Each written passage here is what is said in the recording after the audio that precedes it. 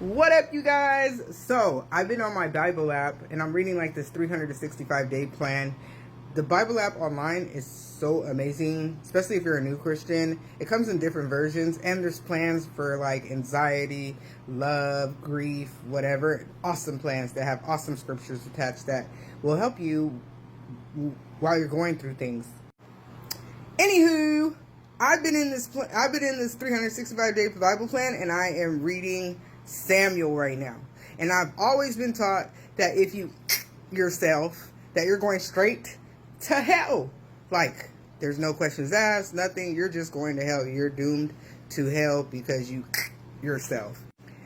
However, one thing that I found interesting that has kind of changed the way I think on this topic is that I think it was First Samuel. I don't know. It's just in Samuel because y'all, I'm bad with names and I'm bad with stuff like that.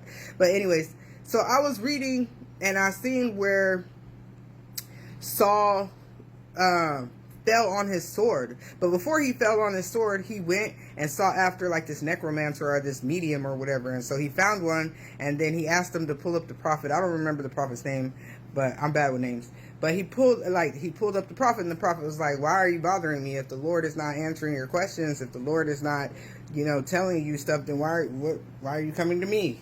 But then he goes on to tell him, oh, you're going to be with me tomorrow. What?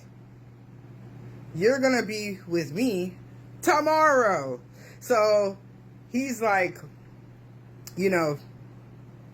well, fast forward till tomorrow, and homeboy is hurt, and he's all like asking his servant or whatever, hey man, I'm already hurt. I don't want my enemies to come and take me and torture me, blah, blah, blah. So can you kill me?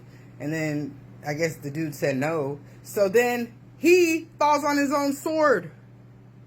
Bro, that made me look at so much differently. I mean, not that I'm promoting it or saying do it or any of that. It just made me look at things so differently. How we as people can come to the conclusion that because somebody themselves, they're in hell.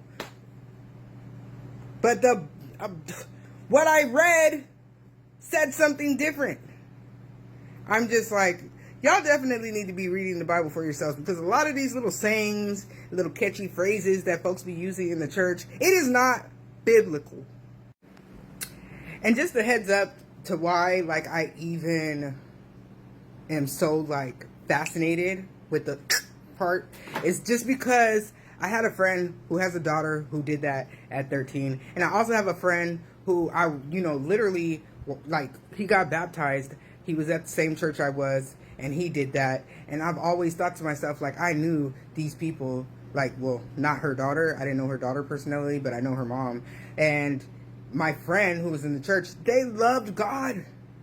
Loved God. Life got the better of them. So it's like we be putting people in hell, and I think we're going to be really surprised who we see in heaven. If you even make it there.